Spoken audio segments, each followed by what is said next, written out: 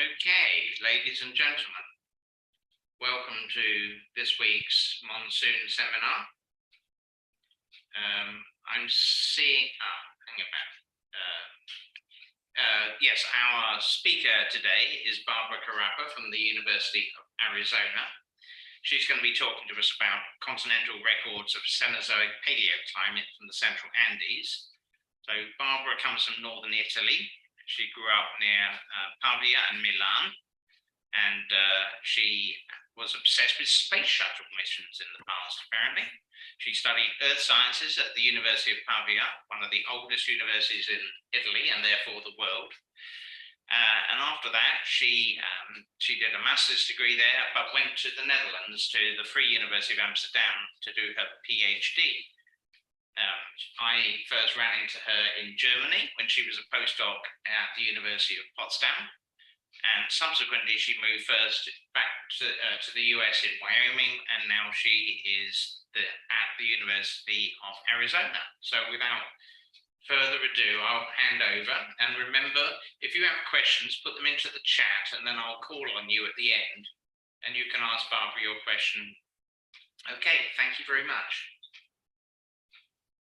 Thank you, Peter, for inviting me and for the kind introduction. Just give me a moment so that I can figure out the proper presenter view. Here we go. I think this should be working now.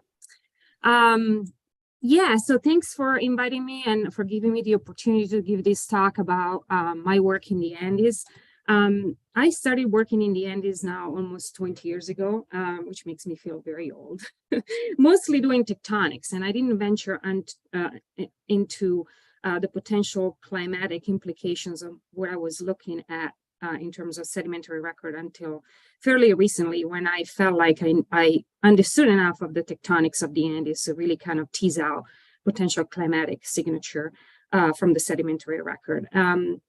When I actually wrote the abstract for this talk, I was planning to mostly focus on the late Miocene. And then as I was putting together this talk, I decided to actually start with to just basically show the old Cenozoic based on the work that I've done over the years with many colleagues. Some of them are actually part of this, they're actually attending. So I am going to, the key question I'm going to ask, and I'm going to go through this talk in a sort of in time, starting from the early Cenozoic until the late Cenozoic, and really what my question is, what is the record of Cenozoic climate change on the continents and its effect on paleodepositional environments and ecosystems? And so the reason why I'm interested in this question is that if we can actually find some defining or key patterns that we can use to interpret paleoclimate from the sedimentary record, and regardless of where we are in terms of orogenic systems or sedimentary basins, we can potentially transfer that knowledge and those proxy to other places. Now I'm going to focus on the Andes because that's where I've been doing most of my work. Let me see if I can actually, yeah. And the reason for that, is, well, the Andes are one of the major continental orogenic systems on the planet. They've been basically in the same paleogeographic position since the early to mid Cenozoic. Big chunk of the Andes were high and dry since the Oligocene, and we're going to talk about that. And so we can basically, if we look at the sedimentary record and we can isolate, the tectonic component to say, okay, they were already in that configuration, that we can tease out, again, climatic signatures. The tectonic history is relatively well known. And again, I'm not going to concentrate on the tectonics today, but if you have questions about details on the tectonics of different basins that I'm going to present, be more than happy to dive into that. And then most importantly, they preserve a really kind of rich record of sedimentary environments that can be well dated because there's a lot of intercalated ashes in the Andes due to the fact that the arc has been active for a long time. So, most people, when they try to look at the climate signatures, they go into the marine record, mostly because it's well dated and you can really do a high resolution study of that sedimentary record. Continental records are, as we know, less continuous and often poorly dated. But for the Andes, we're lucky because we have a lot of ashes, so we can use that to date our deposits. So just a small little brief introduction on the tectonics, very, very simplified cross sections of the Andes. You're looking at a convergent margin where you have an oceanic plate subducting under South America. And that has been going on since the Mesozoic. That has created an active arc, and that has been, depositing ashes into the foreland basin to the east throughout the entire Cenozoic.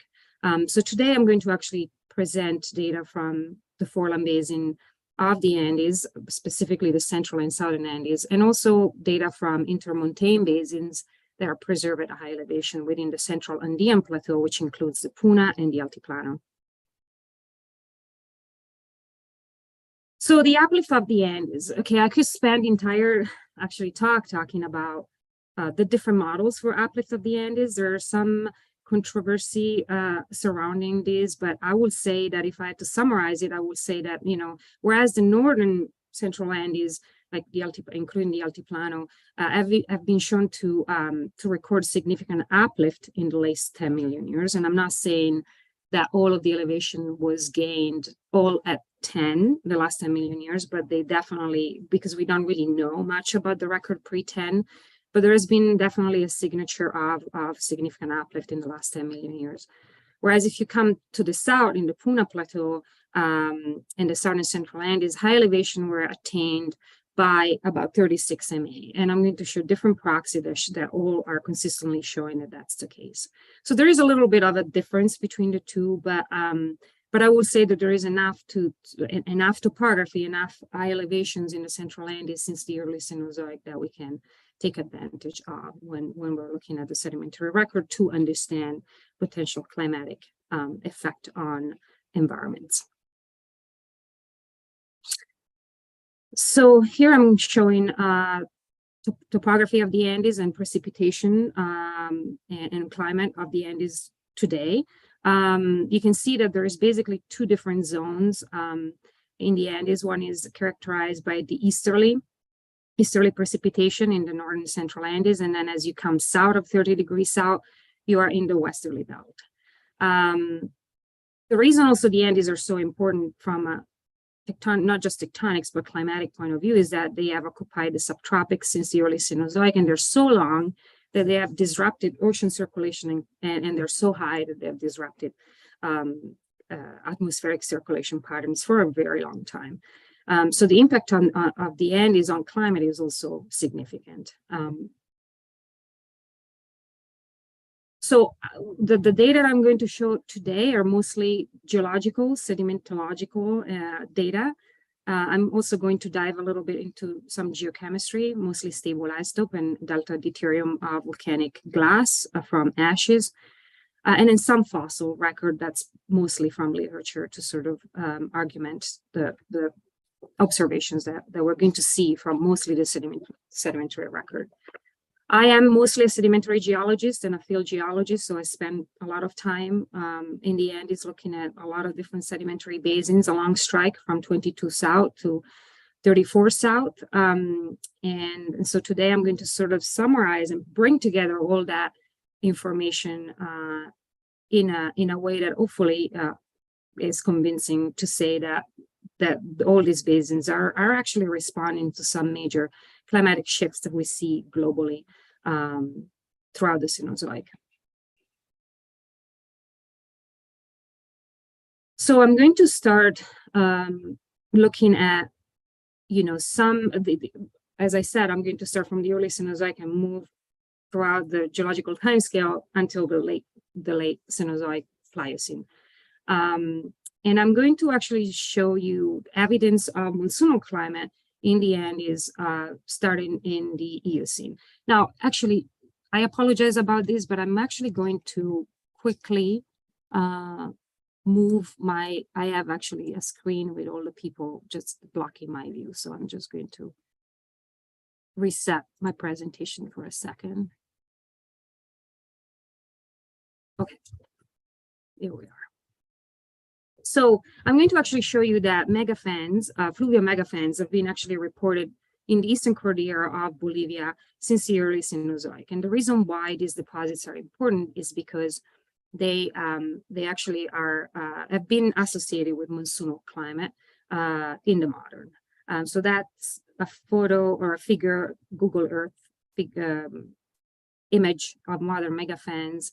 Here you're looking at the Altiplano to the left, and then the Forlan Basin to the east, and those are big megafans that are coming off the Andes today that have been associated with high discharge and very variable climate conditions and associated to monsoonal type climate. Because of the correlation between seasonal precipitation and the occurrence of monsoon today, and that has been observed not just in the Andes, but also in the Himalayas, megafan deposits, if they can be recognized in the geological record, can actually inform us on monsoonal climate in the geological past. So here is evidence of, this is from work from Horton and DeSales in 2001. Those are, this is a picture of ancient megafans from the Eocene in Bolivia, in the Forlan Basin of Bolivia, characterized by packages of coarsening upward facies that repeat themselves, and they're very large in scale, and they can be followed along strike for significant distances. So these are evidence have been interpreted as a result of megafans back in the Eocene, and so the interpretation is that these were associated with monsoonal climate similar to today back in the Eocene. Now I'm going to move. Before we were looking at places up here, right? So east of the northern central Andes of Bolivia. Now I'm going to move to the south and in the central Andes of Northwest Argentina, and I'm going to talk about the sedimentary record preserved in 3 different basins that are preserved in the high elevation Puna Plateau. And I'm going to show you that these basins were high since at least 36 MA and preserved a really interesting record of climate from the Oligocene all the way to the Pliocene. So the first record of really dry, arid climate associated with high elevation, it can be found in Salina del Fraile and Salar de Antofalla, which is there are both in the southern Puna Plateau. Here we have basically investigated several kilometers of sedimentary units that they go from Oligocene to late Miocene in time. And this is a result of Canavan 2013. She was a master's student of Mark Clements and I when I was at Wyoming, and she did some geochemistry on the deposits that were present in these basins, and loss of ignition values and delta C13 values from late Eocene to Oligocene deposits in the Salar de Antofalla and the Salina del Fraile indicate arid conditions such as high salinity and low soil moisture availability starting in the Oligocene. Now, this is also supported, this interpretation of having high and dry environments in the Oligocene in these basins is supported by extensive Oligocene aeolian deposits that basically, are found in these basins. This is just a photo to the right of these beautiful foresets from aeolian deposits, and they're fairly thick. So these are not little dune that you can find, little aeolian deposits interspersed within the stratigraphy. Those are big aeolian dunes. I think the size actually, and I'm going to expand on that as we move forward with the talk, the size of the aeolian dunes and, the thickness of aeolian deposits, it's important because we definitely do see a lot of aeolian type deposits within the stratigraphy in a lot of different places in the Andes, but I think when you start seeing big aeolian dunes, and then that's when really you can associate them with maybe a more global original climate setting. So we were looking at the Salar de Antofalla and Fraile, which were just kind of southern Puna, 26 to 27 south. Now I'm moving to the little bit to the north of that area in the Salar de Arizaro, which is just east of the Atacama Desert. So most people probably are familiar with this Atacama Desert, which has been the focus of many studies to look at hyperaridity in the Andes. Well, I will say I've been in the Atacama as well, and I would say that the Arizaro is more spectacular in terms of preserving really extreme environments throughout the Cenozoic. Just a little bit of a background from a tectonic point of view. This basin is large, is 10 to the fourth square kilometer interland basin, so it's sitting at a high elevation today. And I'll show you that the stratigraphy and the record that we're seeing, it was deposited at a high elevation. It's oval shaped, so it's kind of a weird type basin in a way. Which has been associated with dense anomalies in the upper mantle. And this is not what I want to focus on, so I'm going to leave it at that. But if you are interested in drip-related basins and more evidence associated with this interpretation, I'll be happy to expand. But basically, this basin was formed at a high elevation. The subsidence is related to basically this dense anomaly and drip underneath it, and the stratigraphy is very interesting because it's preserving a record of dry environment, shifting into potentially more humid environment in the Miocene, which may be related to intensification of the South American monsoon. So what we see in the Arizaro Basin at the bottom, basically the oldest stratigraphic units are these lower Miocene starved dunes and mudflat facies that they're 19.5 to 18 MA in age. This is a Google Earth image of those starved dunes. They're kind of poking out to the right. You can see a photo of how the Arizaro Basin looks like today. It looks like Mars. In fact, if you actually have seen recent photos from the rover, exactly the same, and is actually pretty out there. Nobody really comes to this place, and it does feel like Mars, except that there is some oxygen in the Arizaro Basin. At the bottom of, I'm showing a picture of the Namib Desert just to show you that kind of the distribution of these starved dunes resemble big, large desert today. So again, as I said, we're not looking at small little aeolian deposits. Those are large dune fields that are lower Miocene in age. And so they're significant in terms of climatic conditions at that time. So this is a zoom-in photo of big forceps at the top, and the bottom, you have some mud cracks, so you're basically looking at some fluvial deposit intercalated with these big aeolian facies that represent big aeolian dune fields. Again, ages are 19.5 to 17.8. We have intercalated ashes above the aeolian dunes. Within the dunes, mostly these ages are coming from detrital zircon uranium-lead geochronologies from sandstone, so it's a max depositional age, but I think it's pretty close to being the true depo age of these deposits.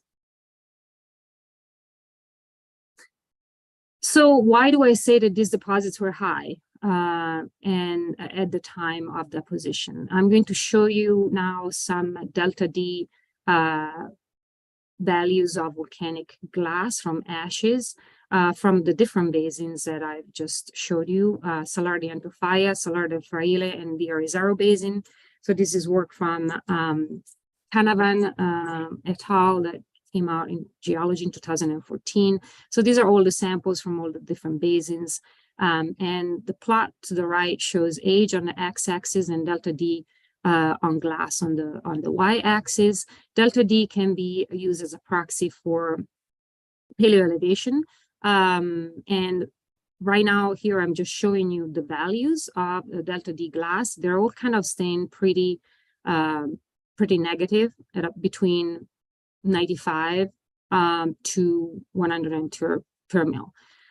Now, if we convert these values to paleoelevation, so these are now the delta D values converted into paleoelevations versus age, you can see that you're looking at, and this is the modern elevation, is just below 4,000 for the Arizaro, Antofalla, and Salar del Fraile.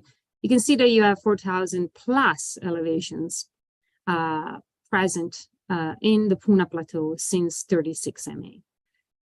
You can get excited and maybe kind of just look at the wiggles here. I'm not going to go into that detail because I don't think that that is, that the data allow for that amount of resolution. But if you're, if you want, you could speculate that actually there is some variation, and maybe the elevations were even higher back in the early Cenozoic. Okay, now I'm going to actually dive into a larger record of Aeolian deposition from the Puna Plateau all the way to the southern central Andes. So we're just going to go down all the way to 33 south. This is work that I am actually involved in with Sarah George, who was a postdoc here at the U of A and now at the University of Oklahoma, and I think she's in the audience, so she can actually maybe have answer some of your questions if we have time for a conversation after the talk. This is a compilation that she has put together about all Aeolian deposits in the central Andes, starting about 24 south to 33. To really look at the pattern of Aeolian deposition in the central Andes and maybe tease out some general trends. So this plot, and I have put a box on top of what I'm actually going to focus on because it's complicated and has a lot of data. Okay, so these are the different sections. This is age on the y-axis, different locations from north to south. You can see that there is widespread Aeolian deposition starting from 28, and that's actually I should say 27 and 28 in the Puna, as I showed you. Some evidence potentially of very old, relatively speaking, deposits in the Eastern Cordillera, Northwest Argentina. But for the most part, the big Aeolian dune deposits are present between 23 and 17 MA. That's a time where you do see widespread Aeolian deposition throughout, both at high elevation, low elevation, plateau, Eastern Cordillera, Sierras Pampeanas, Portland Basin. Okay, different tectonic settings, you see Aeolian deposition throughout. And the interesting thing is also that you see Aeolian deposition going through areas that are characterized by easterly precipitation versus westerly. Okay, it's crossing over. The thing that we are mostly interested in looking at, and Sarah is actually writing a paper on this, is, actually, before I go to that, I'm just going to show you how these deposits look like. The most spectacular sections of Aeolian deposits in the Miocene are found in the Eastern Cordillera of Northwest Argentina at around 27. So we're looking at foreland basin deposits. They start off with this big, thick section of what we call or interpret as being as representing loess deposit. We call them loessite. They kind of have this blobby looking kind of facies. You can recognize them from far away once you've seen them. They're widespread. You can see them in different locations. You have this loessite deposit at the base that transition into these big Aeolian deposits at the top. So these sections are 800 meter to 1,000 meter thick. So they're not just little, inter dispersed Aeolian facies. And again, these are big dune field deposits. So this is Monte Nieva section in Northwest Argentina, the foreland of Northwest Argentina. And there are many sections that show the same. Now, the interesting thing here is that although it seems like initiation of Aeolian deposition in the Central Andes is a little diachronous, although we still have to really tease out the details because some of these ages might be detrital.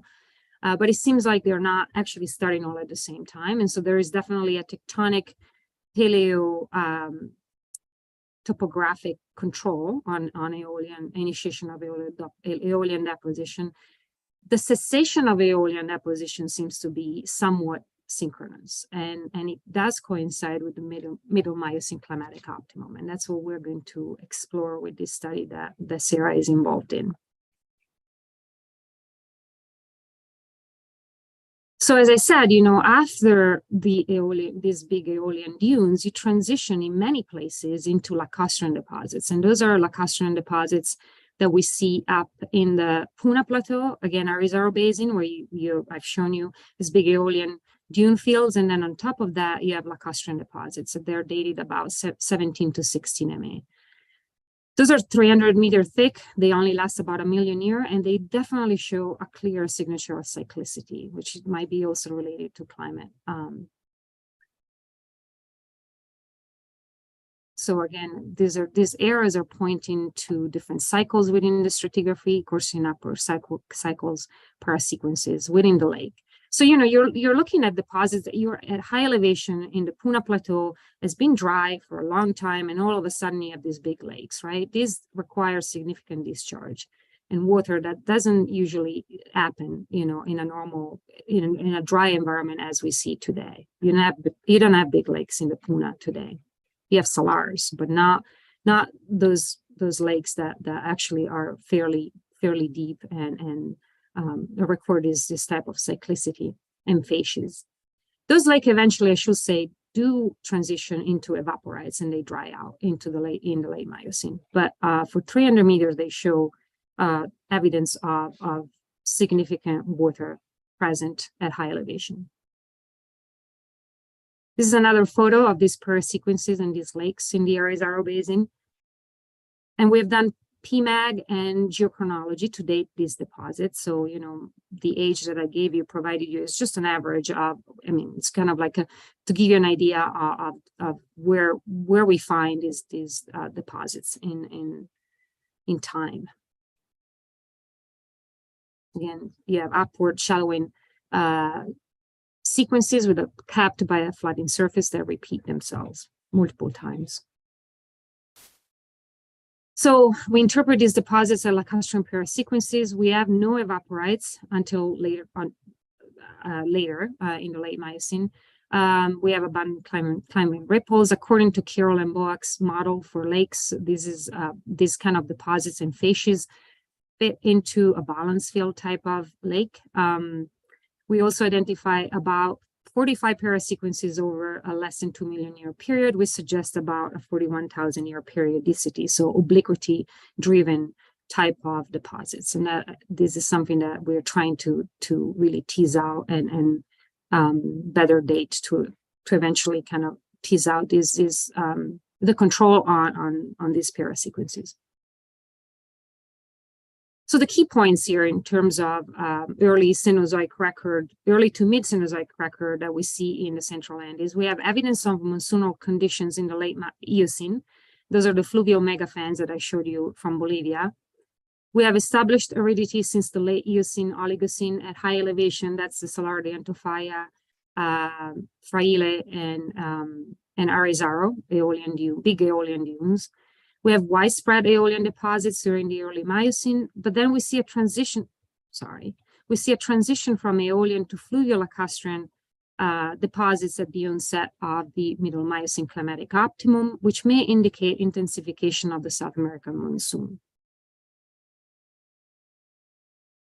All right, now we're diving more into the Miocene and going more into from the middle Miocene to the late Miocene. Miocene is a very interesting time in the geological history because marks the establishment of near modern ecosystems. Is characterized by very high moderate to high CO2 concentrations and the expansion of grasslands. So it's a really interesting time that has been used as an analog for modern to future, climate. And there's definitely some specific times that are very interesting. One is the middle Miocene climatic optimum, which is a warm period, which I've talked about. And the other one is the late Miocene, which goes from 7 to 5.4 million years, which is a cooling period within the warmer period of the Miocene, associated with 6-degree decrease in sea surface temperature. And so that's just a sort of a global cooling time that has been recorded and identified in the marine record. And I will make the case here that we can see the effect of the late Miocene in the continental record as well. So I know that actually Terry Serling is going to give a talk later in this series. And so he's going to talk about transition between C3 and C4 plant in the Miocene, at the Miocene-Pliocene boundary. But I just wanted to bring this up because it's relevant. So there is actually evidence of big ecological and paleo-environmental changes in the late Miocene and early Pliocene that may be associated with global climate. So now I'm going to again dive into the sedimentary record of the late Miocene Pliocene in the Central Andes. Now we're looking at basins that they're between 27 to 31 south. So they're basically in the Sierras Pampeanas region of the Central Andes. All of these basins have been well studied. There is a wealth of data from sedimentological to structural to geochronological, thermochronological data. So we have a pretty good idea of the tectonics and boundary conditions. This is work that my former PhD students, Andrea Steven Goddard, put together and published in 2018 in geology. She was focusing a lot in the Sierras Pampeanas basins and put together a compilation, really looked for trends, right? And changes that you can observe along strike in different basins. They're within different tectonomorphic zones, and really try to tease out a potential control, tease out the tectonics versus climatic control on the sedimentary evolution of these depot centers. So just a little background in terms of the tectonics. We're in the Sierras Pampeanas, which is characterized by a flat slab. The Sierras Pampeanas region and flat slab have been active since 14 MA. Subduction occurred in the region between about 11 to 6, if we want to generalize. And that has definitely contributed to basin reorganization. So tectonics are definitely important. So, there is a lot of variability in tectonic activity in these basins. Now, this is a busy diagram, but that's basically where that's what we need to do in order to tease out some potential general, trends. I'm going to walk you through these, and if we need to go back at the end and you want to have more information, please feel free to ask. But on the x-axis, you have time. It goes from older to the left to younger to the right. On the top, we have actually put some paleoclimate proxy record, like fluvial megafans, increasing humidity from other kind of studies and published work, increased aridification, again, from other proxy data. Those are the errors in different times. And then global climate, you have the middle Miocene climatic optimum at about 15 MA, global warming event at about 10, global cooling event, and expansion of C4 grasses in the late Miocene to Pliocene transition, and then global climate disequilibrium in the late Pliocene, mid to late Pliocene. Now, the bars and the different color scheme, that's the sedimentary record in different basins, beginning and at the end of the sections that are preserved in different basins, from North Fiambala Basin all the way to the south. That would be Talacasto, Pachaco, and Baracin basins. And then the numbers refer to sedimentation rates in millimeter per year. So the dark colors are higher sedimentation rates, light color are lower sedimentation rates. And what we see here, we see basically a widespread increase in sedimentation rates at around between 10 and 8.5 million years. In some places like the Fiambala Basin, we also have evidence of fluvial megafans. So that, together with increasing sedimentation rates that we see along strike for hundreds of kilometers, suggests that this may actually reflect an increase in humidity and seasonality, and not just tectonics, because the tectonics, again, in different basins, those basins are located in different places. They have different ranges active at different times. So the tectonics are active but variables. And so the fact that we see a sort of a pretty uniform increase in response of the sedimentary system in terms of increase in sedimentation rates and different type of deposits like fluvial megafans between 10 and 8.5 suggests to me that you're looking at increasing seasonality on top of active tectonics. Now, if we move forward in time into the late Miocene to Pliocene boundary, now we actually seen a sort of again, a synchronous shift and a change in sedimentation. At this time, we're actually seeing a decrease in sedimentation rates, and this is by half. So it's not like, okay, you're going from 2 or 1 millimeter per year to 0.8, right? You're going from 2 to 0.5, 0.4 millimeter per year. So it's a significant decrease in sedimentation rates, which coincides with global cooling and aridity, which I'm going to talk about, between 6 and 5 MA. Now, if we look at actually the facies and the rocks and how they look like, and this is just an example, but we do see this shift along strike in a lot of different places. We do have fluvial megafans in a lot of these basins at 10 to 9. Those are the, how they look like, very similar to the Eocene megafans that are recognized in Bolivia and Eastern Cordillera. And then that transition into these big alluvial fan deposits. They're locally sourced and they're Pliocene in age. So there is definitely a shift, again, that we see in all these basins at this time. Now, we actually have a paper, Lindsay Schoenbaum and I, on dating these alluvial fans. The ages go from about 7 to 3.5. You can pick sort of an average of about 6 to 5.5 when you do have these big mega alluvial fans everywhere in all these basins. So I think that they're significant, again, not just tectonically, but also climatically.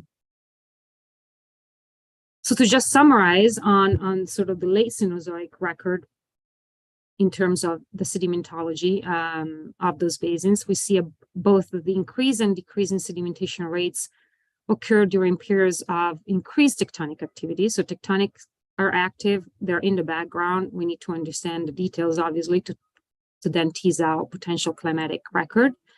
But periods of aridity, we observed that periods of aridity can reduce erosion and mask contemporaneous tectonic signals, whereas more humid and variable climate conditions, like monsoonal type condition, can amplify the signal of tectonic force in the sedimentary record. So there is a way to tease out those records if you're actually looking at the regional sedimentological and signature of all these basins. So the key points here: the climate change in the late Miocene-Pliocene caused geological responses on the continent. Increased seasonality, monsoonal intensity, is responsible for increase in sedimentation rates in the late Miocene. And then you have increased aridity and decreased sedimentation rates in the Pliocene. Now I'm going to dive more into the geochemistry and what is the record of the late Miocene and Pliocene climate recorded by the geochemistry of pedogenic carbonate nodules and tooth enamel in a lot of those basins that I've showed you. Again, from previous work and a lot of independent data, there is evidence of this. We know that the near-modern ecosystems were established in the late Miocene, and there was expansion of C4 plants at that time. So you see a transition between C3 and C4 plants.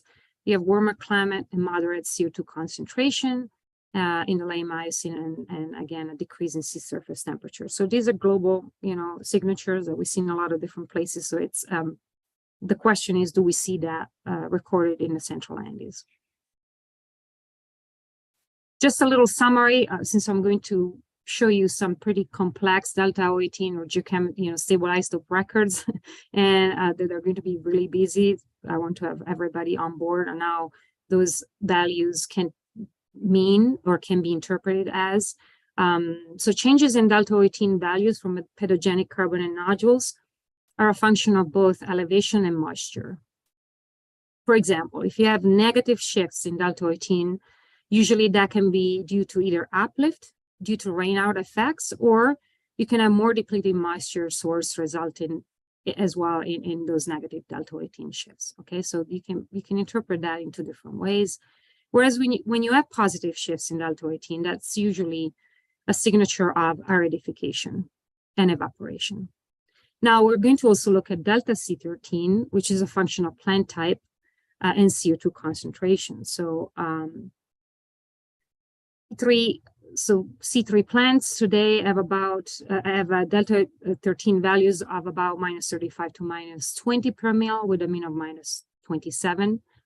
Whereas C4 plants have values that are more positive, -15 to -10 per mil with a mean of -12. Now, when we're looking at delta C13 values from tooth enamels, from fossils, eating C3 plants today, they are around -13 per mil, but are closer to -10 in the Miocene. And animals eating C4 grass have +2 per mil values today and +4 in the Miocene. And carbon nodules and tooth enamels have similar discrimination values. So you can use those values, delta C13 values, to sort of interpret shifts between different plants, C3 to C4, and then interpret paleoenvironmental changes.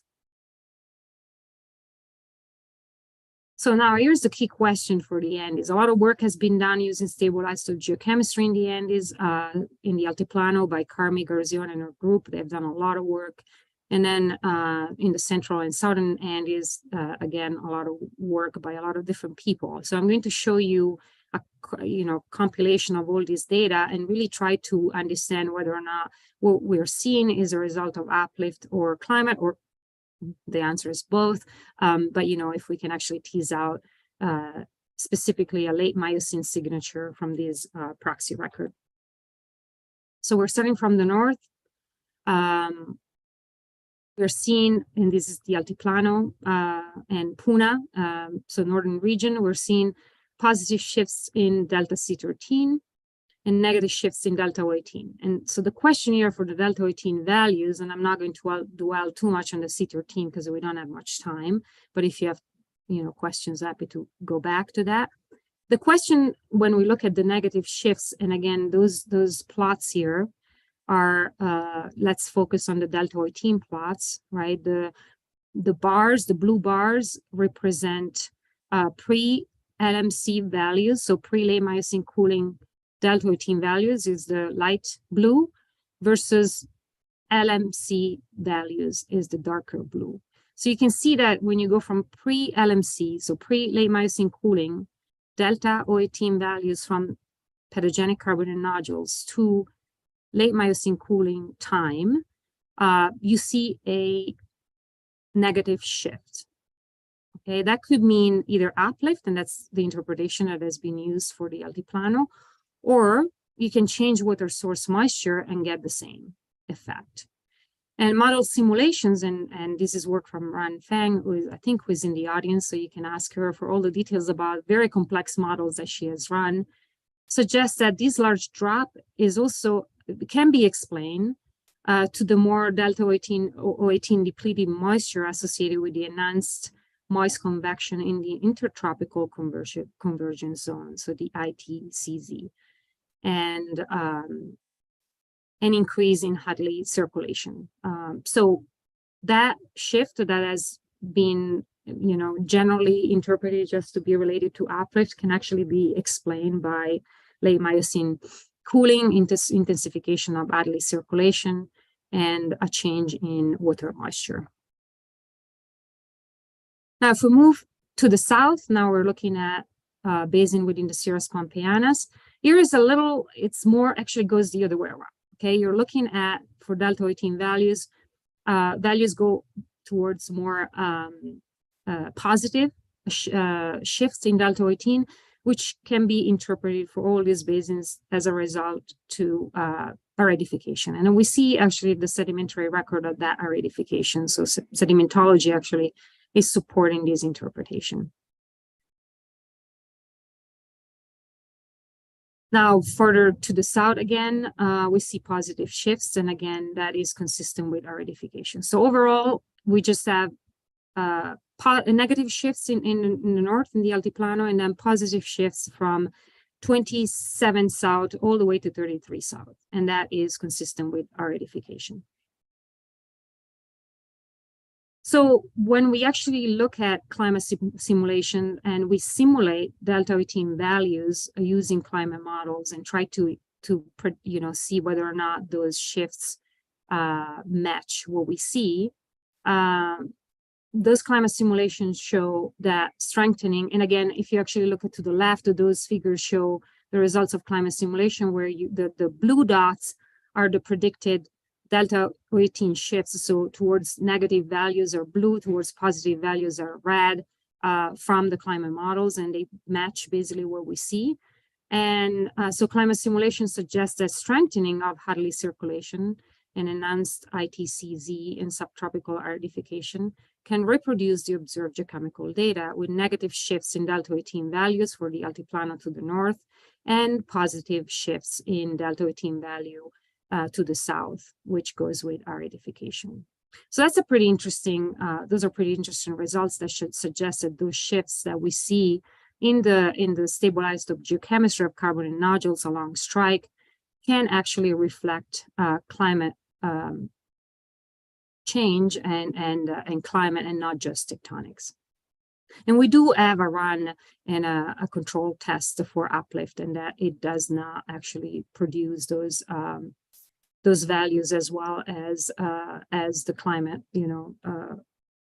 as if these values were due to changing water moisture to the north. Now, if we look at ecosystems response to the late Miocene climate, those are delta C13 from enamel, so fossil tooth versus age. And those are the percentage of ipsilodont taxa throughout the Cenozoic. And we do see a big shift at the late Miocene, during the late Miocene cooling, where you have delta C13 values shifting towards more positive values, and you have an increase in the proportion of herbivores with high crown teeth in different assemblages from the northern, central, and southern Andes. So the late Miocene, we argued in this paper that I have with colleagues Mark Clements and Ran Feng, has huge effect and impact on ecosystems, not just the depositional environment and the stabilized geochemistry of carbon and nodules, but also ecosystems and mammal evolution. So to summarize about the late Miocene climate, environments, and ecosystems, climate change in the late Miocene was responsible for changes in paleoenvironments and ecosystems, strengthening of the Hadley circulation and subtropical aridification, which promoted C4 plants and the evolution of high crown mammals. So grasses contain a higher amount of silica and abrasive substance, which is why grass eaters have either high crown teeth or teeth that continue to grow. So that's kind of the explanation why we see that shift in the proportion of high crowned mammals in the late Miocene. So conclusion part one, early Cenozoic record from the Andes, from the Eocene to the Oligocene. We have evidence of fluvial megafans in the foreland basin of Bolivia, which is a characteristic signature of large seasonal fluctuation and in fluvial discharge since the late Eocene. So we have a pretty similar climate since the late Eocene in the central Andes. And remember, we also have evidence of high elevation and plateau type conditions started in the Oligocene, the central Andes as well. We have evaporative and dry conditions, aeolianites, widespread in the high central Andean plateau since at least the late Eocene and Oligocene time. So high elevation, aridity in the plateau, monsoonal climate condition in the foreland. And then as we go into the Miocene and Pliocene, we have extensive aeolian deposits and large-scale dunes in the early to mid-Miocene in various parts of the central Andes between 21 and 17. And then you have a transition from aeolian to fluvial lacustrine deposition at the middle Miocene climatic optimum that suggests increase moisture and intensification of the South American monsoon started in about 16 and all the way through 10.8 MA. More seasonal and relatively more humid climate between 9.5 and 7.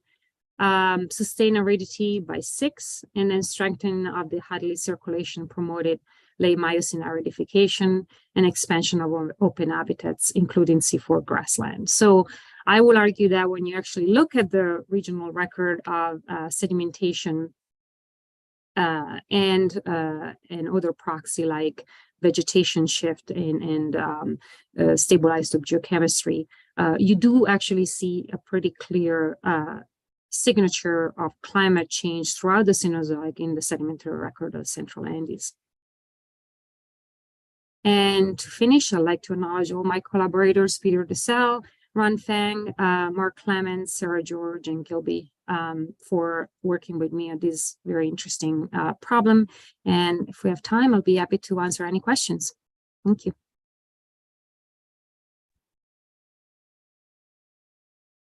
Thank you very much. So if you'd like to ask Barbara some questions, you can put them in the chat box. I had one or two to get the ball rolling. So Barbara, the wet period, the lacustrine sediments that you saw in the mid-Miocene, is that just simply a reflection of the hot, wet conditions of the mid-Miocene climatic optimum? Or is this something related to the Andes, or is it just sort of hot global climate manifested locally? Yeah, that's a good question. So, I think that the fact that I would say that the Arizaro Basin is the key place to answer that question. That basin is huge. Those lakes are big and they're a high elevation. And there is evidence of already dry environment, aeolian dunes, and evaporites before that big lake forms. And so I will argue that in order to get that big lake there at that time, you definitely needed a lot of moisture. So I don't think it's just a localized, event that would not do it. And so you do see that shift eventually in other basins along strike that are not just at high elevation and in different settings like Sierras Pampeanas and regional foreland. So I will argue that, again, because we do see it in a lot of different places, and especially in that key basin that is big and has big lakes, that requires an amount of moisture that is outside of just a local little, blip. But again, that is an interpretation, right? I guess I was curious that the duration of the wet phase seems to be somewhat longer than just the middle Miocene climatic optimum. Well, actually, the lakes in Arizaro are just 1 million year old, so it's very short-lived. Okay. Yeah. Okay. Yeah. And now I've got a really stupid question. So you showed us the importance of the uplift starting around 10, but I never really understood what causes that. I mean, the Andes have been there for a long time. Why does suddenly everything start happening at 10 million years old? Well, I will answer with the same question because I actually don't necessarily think that that's the case, but that is work from the Altiplano, right? The stabilized geochemistry from the Altiplano showed this prominent negative shift, which has been interpreted, as uplift, right, related. Now we're sure that we can actually explain that with a different kind of moisture source, right, from Ran Feng data. So I will argue that, and so the explanation from the authors pushing the uplift, type model for the Altiplano is that you have this big lithospheric removal, which is plateau scale, right? Huge, big chunk of lithosphere coming off to create that amount of uplift that they see, right? That's their explanation for the Altiplano. Now, when you come down to the south into the Puna, you don't see that, right? So unless we have a big difference right at the border between Argentina and Bolivia, that is geologically significant. I think that probably the answer is in between. That where in the Altiplano, you definitely see probably more of a lithospheric removal effect in the Miocene that has a significant uplift that is recorded in the stabilized geochemistry, where when you come down to the Puna, when we look at lithospheric removal and how much that offset elevation, we never see more than 500 meters, right? So yeah, I agree with you. I think that the Central Andes, if I had to generalize, add significant elevation and plateau type conditions in a lot of places. And I would be confident saying the Puna for sure, probably Altiplano as well. But whereas in the Altiplano, you do see more of this yo-yo type effect because the lithospheric removal magnitude is higher. In the Puna, we don't see that. That's the best explanation I can give in a short, limited amount of time. So we have a question from Naomi Levy. Naomi, would you like to ask your question? Sure. Hi, I figured I might as well just say hello. Hi, Naomi. How are you? These are obvious questions for me, but I'm curious as I wrestle with these same ideas as well, is in terms of how the increase that you see in terms of increased carbon isotope records in the later part of the records, and some of them decrease in delta 18O, and some you see an increase in delta 18O, which you're interpreting as an increase in aridity, which many people do. But my question is, how do we know, how do we know it's not moisture source, or how do we know it's not like temperature of formation? So how are you sort of wrestling with this? And yeah, that's my main sort of question. The other one is tooth enamel, but yeah. Well, I wish Mark actually for the tooth enamel was here. But yeah, I would say that my interpretation in why I say is aridity and why I'm confident in a lot of places to say is aridity is based on other evidence, like the sedimentological record, where we do see shifts suggesting that you get more of an arid climate in terms of facies. And that's really basic type of, using sedimentology, right, to augment the stabilized dope record. So yeah, that's what I would say is my main reason to say it makes sense to have more of a dry, arid environment at that time. But I agree with you. How do we know that there is nothing else, coming in? From the simulations that Ran and Ran is here, she can probably talk better, about the models. Shows that, that when you have the simulation showing intensification of Hadley circulation in the late Miocene, right? That creates a negative shift to the north in terms of delta 18 and a positive to the south, right? So that works with climate models as well. So, but you don't see those, and you can reproduce basically the stabilized record we have with those model simulations. So it's a combined sedimentological evidence and model simulation argument. But as you know, those basins are complex, and the detail of the stabilizers of geochemistry is complex. Sarah and I were actually looking at, when you lump everything together and just looking at the shifts, right? All of a sudden it gets really messy very quickly. So that's why I think it's important to really isolate different basins and make sure that, okay, where are we, right? In terms of well, when is the orographic barrier coming up? Because orographic barriers are important too, right? And they're localized, and the tectonics are definitely important. So, you have to be able to isolate that before we can just say there is a climatic, regional control. So. Thanks. Yeah, I would quickly also add that, Naomi. So in the simulations, there is a weakened South American low-level jet, which to transport moisture from the tropics to our location. And there's also strengthened westerly wind in response to the cooling and increase in the equator to pole temperature gradient. So both those would actually lead to more negative awaiting shift, because tropical moisture source is typically more enriched when it gets there. And also the westerly obviously transport more polar or origin moisture source. So that's why from simulations, we interpret this as probably a aridification signal instead of, at least for the southern part of the record, instead of like moisture transport path changes.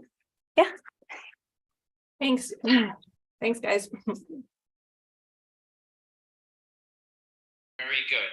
So are there any other questions for Barbara? If not, I will ask you to thank her for her presentation, either by switching on your camera or using your reaction button. Thank you very much. I also want to remind you that there'll be a talk next week, but it's on the other schedule, the Eastern Hemisphere schedule, and it's going to be by Benita Fatiyal from India. She's going to be talking about late quaternary monsoon variations in the northwest Himalayas of India. So please come back. It'll be a different time, but you'll get an email from me. If you're not getting emails from me, let me know, and I will send you the link and the times so that you can attend without any problem. But in the meantime, thank you very much, and particularly thank you, Barbara, and I hope you enjoy the rest of your day. Thank you, Peter. Thanks, everybody. Ciao, ciao, Bye. Barbara, grazie mille. Ciao, Ciao, ciao. Edo.